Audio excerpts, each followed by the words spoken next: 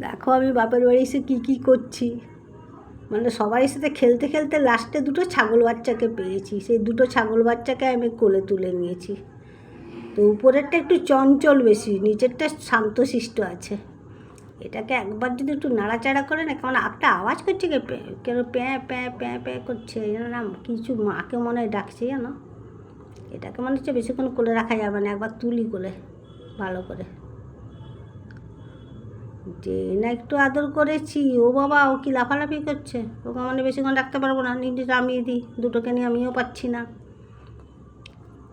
এটা খুব ভালো, এটা খুব কিউট। দেখে বলা কেমন লাগছে? যদি ভালো লাগে এই ছাগলগুলোর জন্য একটুখানি লাইক শেয়ার কমেন্টটা করে দিও, এদের জন্যই নাহলে একটু সাবস্ক্রাইবও করে দিও। তো আমার ভিডিওটা এখানে রাখি, তোমরা ভালো থেকো, সুস্থ থেকো, টাটা বাই বাই, পরের ভিডিওতে দেখা হবে।